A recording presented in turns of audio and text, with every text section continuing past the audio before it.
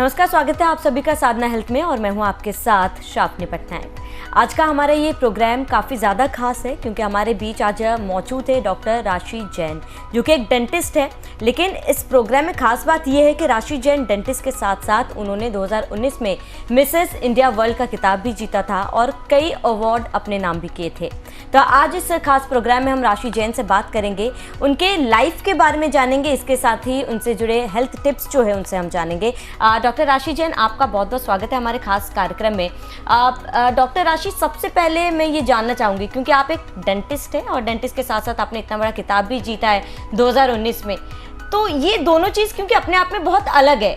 Dentist की बात कर ली जाए, इसके साथ ही जो खिताब आपने जीता है मिसेस इंडिया वर्ल्ड का, दोनों ही अपने आप में काफ़ी ज़्यादा अलग है। तो ये चीज़ की शुरुआत कैसे हुई थी और कितने स्ट्रगल का आपको सामना करना पड़ा था, ये तमाम चीज़ें मैं पहले आपसे जानना चाहूँगी। Thank you Shravani for the warm welcome and बहुत अच्छा क्वेश्चन आपने मुझसे पूछा। खैर आई थिंक ये जो मिसेस इंडिया वर्ल्ड की बात करी जाए, डेंटिस्ट्री की बात करी जाए, तो खैर बचपन से ही मुझे एस्थेटिक्स अच्छा दिखना और डॉक्टर बनने का, लोगों को हेल्प करने का बहुत शौक़ था। तो हमेशा से यही था कि मुझे एक डॉक्टर बनना है, डेंटिस्ट बनना है, ये मुझे 12वीं तक आते आते पता चला।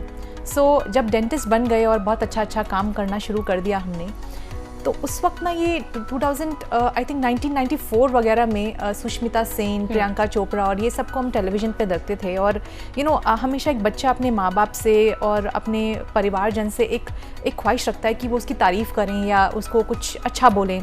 बट उस वक्त मैंने बचपन में ये नोटिस किया कि मेरे माँ बाप वो टेलीविज़न पर देखकर या मेरी दादी तक बड़ा अप्रिशिएट करती थी सब लोग बैठकर। तो एट टाइम आई थॉट कि कुछ तो इन लेडीज़ में है कि आज वो वहाँ खड़ी हैं और मेरे परिवारजन उनको देखकर इतने खुश हो रहे हैं और हम वेट कर रहे हैं कि कौन जीतेगा और क्या जाएगा। और अपनी देश को जाकर एक इंटरनेशनल प्लेटफॉर्म पर रिप्रेजेंट करना एक बहुत बड़ी बात होती है। तो I think that was a seed in me, और उसका जब समय आता है तो वो जर्मिनेट भी होता है। आई थिंक पोस्ट मैरिज होना था, ये शादी के बाद जब ऐसा मौका मिला मुझे, तो मैंने फॉर्म्स भरे। उस वक्त तो मैं आई वॉज़न्ट इवन प्रिपेयर्ड और मुझे ये भी नहीं पता था ये जर्नी मुझे कहाँ लेके जाएगी। जीतने की तो दूर की बात है, बट आई थिंक मैंने उस छोटे स्टेप्स लेना शुरू कर दिया, ये इमेजिन करना शुरू कर दिया कि एक ब्यूटी क्वीन या उस जीतने के लिए मुझ में ऐसी क्या क्या खूबी होनी चाहिए कि मैं वहाँ खड़े होकर अपने आप को उस लायक समझ सकूँ। और उन्हीं चीज़ों पर मैंने काम करना शुरू कर दिया, चाहे वो अपनी बॉडी को लेकर हो, फिटनेस को लेकर हो, मेंटल हेल्थ को लेकर हो, कम्युनिकेशन को लेकर हो, वोकैबुलरी को लेकर हो, व्हाटएवर जो भी मैं समझती हूँ कि एक फ़ीमेल में वहाँ पहुँचने के लिए होना चाहिए, मैंने उन्हीं सभी चीज़ों पर धीरे धीरे काम करना शुरू कर दिया। And that's how this journey started and ended being Mrs. India World 2019। बिल्कुल डॉक्टर राशि, क्योंकि ये एक अपने आप में बड़ी उपलब्धि है। इसके साथ ही क्योंकि आपका एक इंटरव्यू देखा था जब आपने ये किताब जीता था, उस दौरान आपने एक स्टेटमेंट दिया था कि a queen is born after facing challenges. इसका मतलब एक रानी का जन्म तब होता है जब वो बहुत सारे संघर्षों का सामना करती है। तो जाहिर सी बात है आपने भी कई संघर्षों का सामना किया होगा इस दौरान, इस जर्नी के दौरान। एक्चुअली ये बात इसलिए मैं बोलना चाहती हूँ कि हर एक महिला कहीं ना कहीं बहुत सारे संघर्ष ऑलरेडी अपनी लाइफ में देखती है। तो सबसे पहले तो कि हर एक महिला क्वीन है, उसको ये जानना की बहुत ज़्यादा ज़रूरत है कि आप सभी रानियाँ हैं, ये अपनी पहचान को खोइए मत। और उसमें भी अगर आप ऊपर उठ के और लेडीज़ को मोटिवेट कर सकती हैं तो आप कुछ और अच्छा खास कर पा रही हैं। तो यही एक बात थी कि एक ऑलरेडी जो संघर्ष वाली लाइफ है उससे हम एक लिमिटेड लोगों को सर्व कर पाते हैं। बट अगर आपको एक ब्रॉडर लाइफ देखनी है, ब्रॉडर लोगों तक रीच बनानी है, या अपने आप के अंदर के और एक जो अंदर की आपकी प्रतिभा है उसको निखार कर लाना है, उसके लिए आपको और संघर्ष देखने पड़ते हैं। तो संघर्ष जो थे वो इसी तरह थे कि एक मैरिड वुमन के लिए ऑलरेडी एक लाइफ चल रही है, उसके पैरेलली अपनी पैशन की एक लाइफ को आगे बढ़ाना सबसे बड़ा एक माइंडसेट का संघर्ष था कि क्या मैं ये कर सकती हूँ, क्या मुझे ये करना है, क्या मुझे ये करने की परमिशन मिलेगी। इन सब बातों को जब मैं अपने अंदर जीतती चली गई या उस पर टिक मार्क लगते चले गए, तो उसके बाद मैंने आई थिंक मुड़ के पीछे नहीं देखा। बिल्कुल डॉक्टर राशि, क्योंकि आप एक डेंटिस्ट है और ऐसे में रोज़ाना कई केसेस आपके सामने आते होंगे, लेकिन मेरा एक बेसिक सवाल है, क्योंकि ओरल हाइजीन की अगर हम बात कर लेते हैं, ऑरल हाइजीन के मायने जो है अलग अलग लोगों के लिए अलग अलग होते हैं। जैसे कि अगर मुझे ऑरल हाइजीन की बात कर ली जाए तो मैं सबसे पहले दांतों पर जाऊंगी, लेकिन ऑरल हाइजीन एक वास्ट एरिया है, बहुत सारी चीज़ों को कवर करता है। तो अगर हम लोग समझना चाहें तो ऑरल हाइजीन में वो क्या क्या चीज़ें जो है वो आती है, इंक्लूडेड होती है। देखिए बेसिकली ओरल से मतलब हम सिर्फ हमारे दिमाग में डेंटिस्ट से मतलब सिर्फ दांत हो जाता है, पर दांत अपने आप में एक सिचुएशन में प्रेजेंट है जहाँ पर टंग भी है, आपका फ्लोरा भी है, पैलेट भी है, आपका म्यूकोजा भी है, बकल म्यूकोजा भी है, लिप्स भी हैं, सब कुछ है। उसके बीच में कहीं आपके दांत विराजित हैं। तो ओरल हाइजीन से मतलब सिर्फ आपकी दांतों की सफाई तो है ही, इसके अलावा आपकी टंग भी है। Tongue cleaning is also important, mouth wash is also important to take care of your gums. सबसे इम्पॉर्टेंट गम्स, हम अपने मसूड़ों को कैसे भूल सकते हैं, दांत उन गम्स में ही एम्बेडेड हैं। अगर वो गम हेल्थ ठीक नहीं होगी तो अगर लेमन टर्म में हम जिसको पायरिया कहते हैं, पेरियोडोंटाइटिस, वो सबसे प्रेवलेंट है। वो सिर्फ इसीलिए क्योंकि हम गम हेल्थ ठीक नहीं रखते। एंड दैट्स द रीज़न कि दांत से भी पहले हम कहते हैं कि आप आके 6-8 महीने में एक बार चेकअप कराइए, so that we can see कि हम आपकी गम हेल्थ ठीक है उसको देख पाएँ, क्योंकि वो दांत गम्स में ही एम्बेडेड हैं। गम्स ठीक नहीं होंगे तो दांतों में कीड़ा लगे या नहीं लगे वो निकल जाएगा मोबाइल होकर। So I think yes, very good question, Shravani, that yes, oral hygiene is a broader spectrum. तो ब्रश करना भी इम्पॉर्टेंट है, माउथ वॉश करना भी इम्पॉर्टेंट है, रेगुलर चेकअप भी इम्पॉर्टेंट है, सो दैट यू नो कि आपको प्रॉब्लम क्या है और आप उसके निवारण के लिए आप एक्शन ले सकें। बिल्कुल डॉक्टर राशि, क्योंकि आपने यहाँ फ़िलहाल बताया कि 6 से 8 महीने में हमें डेंटल चेकअप ज़रूर करना चाहिए, क्योंकि नॉर्मली हमने फिजिशियन जो होता है हम 6-8 महीने में फिजिशियन के पास चले जाते हैं, या फिर आंखों का चेकअप के लिए अगर बात कर लीजिए 6-8 महीनों में पावर का चेकअप भी कर लेते हैं। लेकिन लोग जो है डेंटिस्ट के पास जाने से काफ़ी ज़्यादा घबराते हैं, ऐसा क्यों? और कहीं ना कहीं हम दांतों की प्रॉब्लम को जो है काफ़ी ज़्यादा इग्नोर कर देते हैं, तो ये ऐसा क्यों है? बेसिकली देखिए, दांत इनिशियली बड़े फॉरगिविंग होते हैं। हमारी जो दांत की ऊपर की परत है इनामल, उसमें कुछ भी प्रॉब्लम होगी आपको पता नहीं चलेगा। वो बिल्कुल हार्ड एपेटाइट की बनी होती है और उसके नीचे होती है डेंटिन। उसमें जब कुछ भी प्रॉब्लम उस तक लेवल तक जाती है तो आपको थोड़ी सेंसिटिविटी होती है, झंझनाहट होती है, तो आप मार्केट से प्रेस लेकर उसको रोक देते हैं वहीं पर। बट दैट डजंट मीन कि आपकी रूट प्रॉब्लम ठीक हो गई है। जब प्रॉब्लम आपकी 3rd लेयर तक पहुंच जाती है तो आपको एक्सक्रूशिएटिंग पेन शुरू हो जाता है, जो सर के ऊपर या नीचे गर्दन तक, या आपको ना बैठने देता है, सोने देता है, उठने देता है। तब आप डेंटिस्ट के पास जाते हैं। मैं ये कहना चाहती हूँ कि आप उसको प्रॉब्लम को वहाँ तक आने ही ना दीजिए। अगर आप 6-8 महीने में अपने डेंटिस्ट के पास जाएंगे तो वो आपको बताएंगे कि आपके दांत में ये प्रॉब्लम है। अगर आप उसको इसी लेवल पर ठीक करवा देंगे तो आपकी प्रॉब्लम नहीं बढ़ेगी। तो उससे आप अपना समय, पैसा और डिस्कम्फर्ट तीनों पर काम करते हैं। बट वो आपको सिर्फ डेंटिस्ट ही बता सकता है। आप खुद नहीं जज कर पाएंगे कि मेरी यहाँ प्रॉब्लम शुरू हो गई है। आपको प्रॉब्लम पता तभी चलेगी जब वो 60 to 70% बढ़ जाएगी। और दूसरा क्वेश्चन आपका ये था कि डेंटिस्ट के पास जाने से क्यों घबराते हैं लोग। देखिए 2-3 कारण है। हर इंसान का अपना माइंडसेट होता है। कुछ लोगों को डर लगता है, जो जाहिर सी बात है। पिछले दिनों मैंने अपना एक विजडम टूथ निकलवाया, कोई केरीज नहीं थी, बट आई न्यू उसकी वजह से मेरी बाइट थोड़ी ऑल्टर हो रही है। तो जब मैं चेयर पर बैठी और मेरे सर्जन इंजेक्शन लेकर बैठे तो आई कुड फील कि मैं सिंक इन, मेरा भी बीपी लो हो रहा है। But I think that's come the point जब आप ये चूज़ करें कि आप कौन से डेंटिस्ट को चूज़ करें। क्या वो एनवायरनमेंट आपके लिए ठीक है, क्या वो जेंटल हैं डॉक्टर, क्या वो आपका ध्यान रखने योग्य हैं। तो आप अपने डेंटिस्ट को ठीक से चूज़ करिए जो जेंटली आपको हेल्प करे आपका ट्रीटमेंट करने में। तो आपको ये जो आपके बैड एक्सपीरियंसेस उससे बचाएगा और आपको मोटिवेट करेगा कि आप 6-8 महीने में एक डेंटिस्ट के पास जा सकें। सेकेंड, आप अपने दोस्तों से बहुत सारे एक्सपीरियंस सुनते हैं कि मेरे साथ तो ऐसा हो गया। मेरे पास जितने पेशेंट्स आते हैं, I think I am more famous for retreatments. मैं सबके बिगड़े हुए काम ठीक करती हूँ। I don't know why, fresh cases से ज़्यादा मैं पुराने केसेस ठीक करती हूँ। एंड आई ऑलवेज लिसन कि हमारा एक्सपीरियंस ऐसा रहा। रूट कनाल में तो बहुत दर्द होता है, बट मैंने आज तक कभी रूट कनाल में किसी पेशेंट को दर्द नहीं दिया। So it is how we are doing that treatment. So I think if you choose the right dentist, आप दूसरों को जाके बताएंगे कि आप वहाँ जाइए, वहाँ दर्द नहीं होता है। So it is the experiences also, your past experience और your family members experience, your friends experience, जिसमें आपको डर आपके अंदर बैठा देते हैं और आप उस डर के कारण अपना नुकसान कर रहे हैं। आप कोई चीज़ डिले कर रहे हैं जो और ख़राब हो रही है। So I would say choose your dentist wisely. That would be the bottom line for this question. Doctor Rashi, क्योंकि आपने अपनी बातों में 2 इम्पॉर्टेंट चीज़ यहाँ पर कही है। पहला है कि prevention is better than cure. दूसरी चीज़ आपने कहा कि सही डेंटिस्ट चुने। आम लोग सही डेंटिस्ट कैसे चुने? जब आप एक डेंटिस्ट के पास जाते हो तो किन किन तमाम चीज़ों का ध्यान हमें रखना चाहिए? सबसे बड़ा क्राइटेरिया है स्टरलाइजेशन। आप समझिए, आप घर में किसी की जूठी चम्मच मुंह में नहीं लेते हैं, उसको ठीक से वॉश करते हैं, तब जाके आप चम्मच लेते हैं। बहुत घरों में तो डिवाइडेड होता है कि ये हमारे बर्तन हैं, ये इनके बर्तन हैं, हम नहीं यूज़ करते हैं। तो आप कैसे इमेजिन करें कि जिसको आप जानते भी नहीं हैं, उनका कोई इंस्ट्रूमेंट या कोई भी ऐसी चीज़, हर लेवल पर स्टरलाइजेशन की ज़रूरत होती है। ज़रूरी नहीं है कि जो मिरर प्रोब आपके सामने है सिर्फ उसी को ऑटोक्लेव कर लिया या क्लीन कर लिया, बीटाडिन से क्लीन कर लिया काफ़ी है।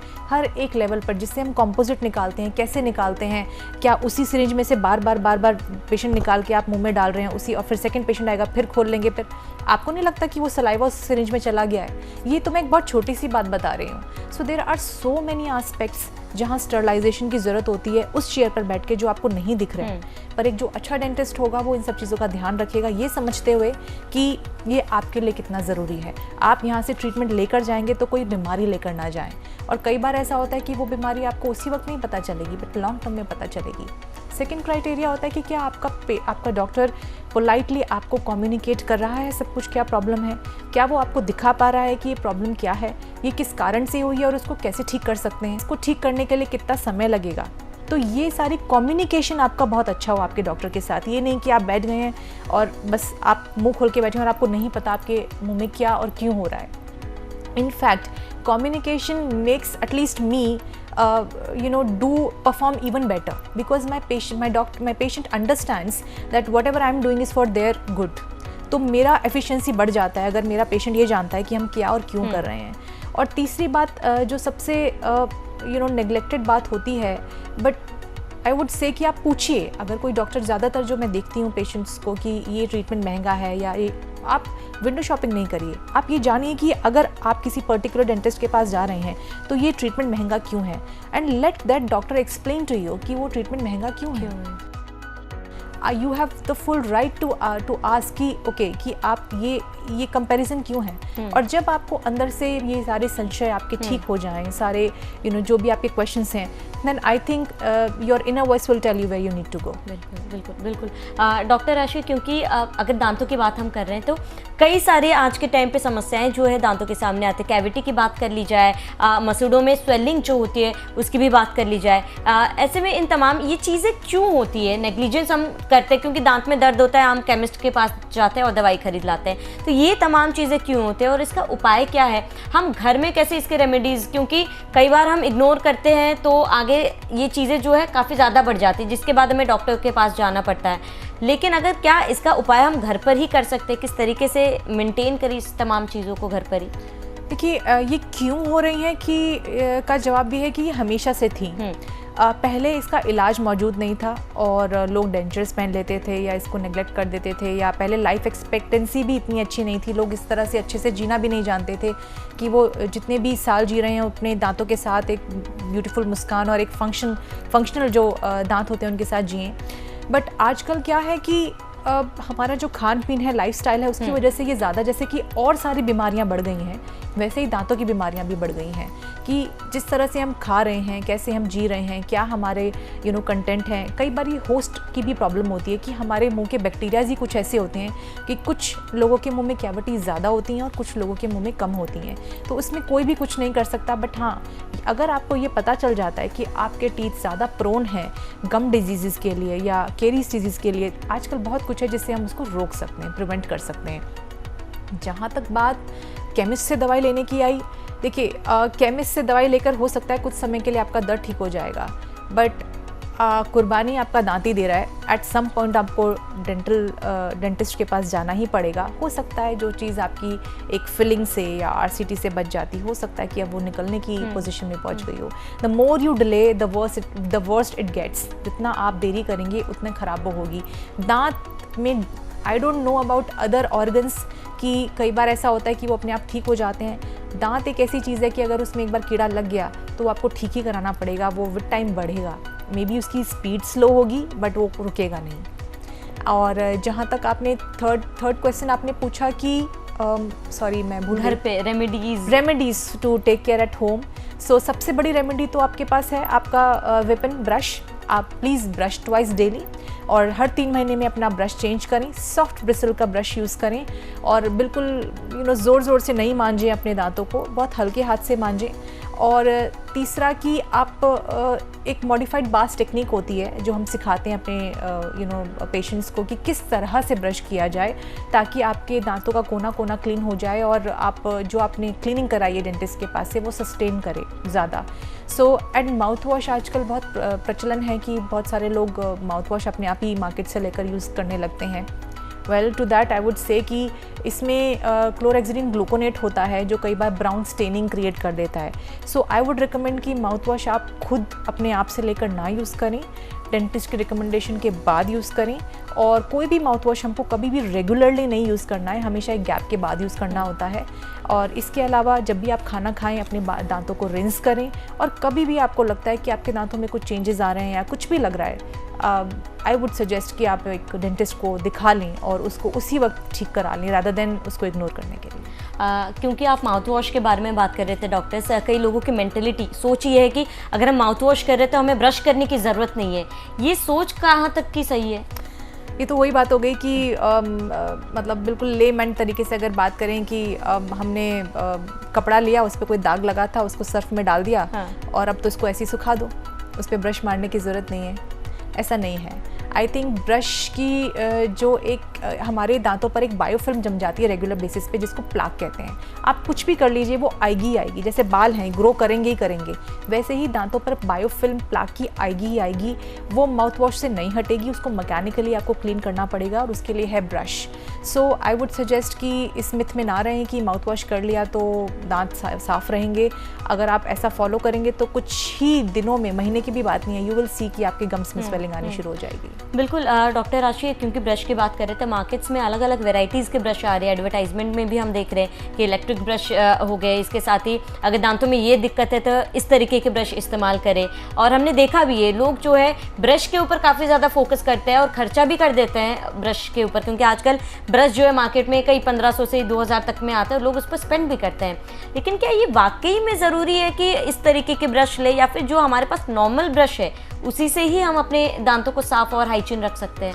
सो Shravani, I am very happy with the fact कि मार्केट में इतने तरह के ब्रश आ रहे हैं। पहले इस तरह की हमको चीज़ें अवेलेबल नहीं थी।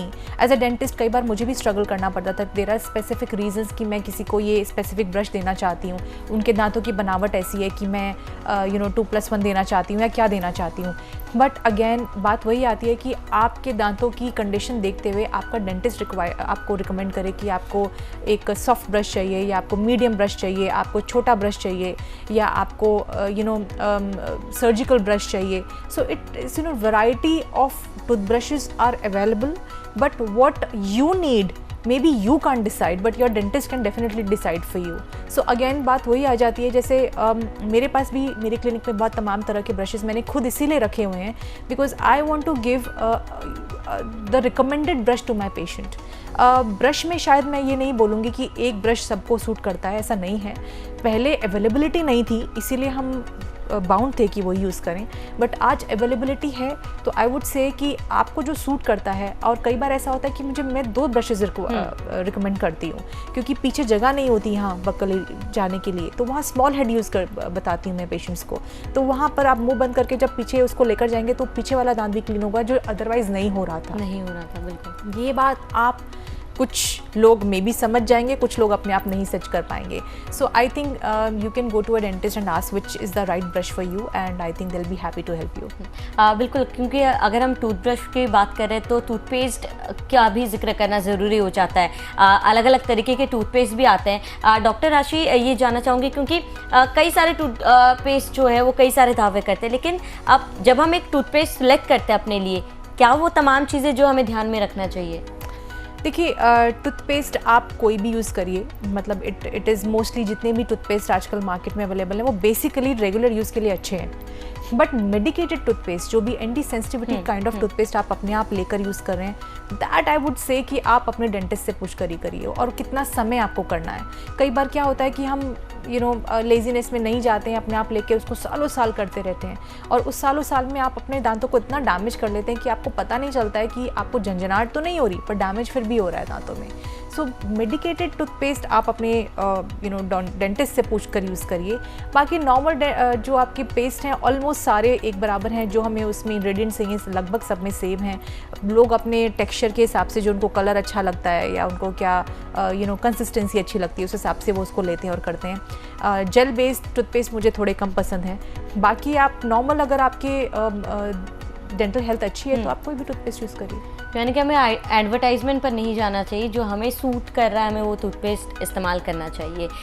तो ये थी डॉक्टर राशि हमारे साथ, जिन्होंने आज विस्तार से हमें ओरल हाइजीन के बारे में बताया। इसके साथ ही ये भी बताया कि हमें किस तरीके से अपने दांतों का ख्याल रखना चाहिए, और इसके साथ ही हमें ये ज़रूर ध्यान में रखना चाहिए कि 6-8 महीने में हमें जिस तरीके से हम बाकी अपने सेहत का ध्यान रखते वैसे दांतों का भी ध्यान रखना चाहिए, और 6-8 महीने में डेंटिस्ट के पास जाकर हमें दांतों की स्थिति क्या है और ओरल हाइजीन जो हम मेंटेन कर रहे हैं वो वाकई में सही तरीका है कि नहीं, ये ज़रूर डेंटिस्ट से हमें कंसल्ट करना चाहिए। डॉक्टर राशि हमारे साथ जुड़ने के लिए आपका बहुत बहुत शुक्रिया। तमाम जानकारी आपने हमारे दर्शकों को दी है, उसके लिए बहुत बहुत शुक्रिया। Thank you. तो आज के इस खास कार्यक्रम में इतना ही। मुझे दीजिए इजाज़त। नमस्कार।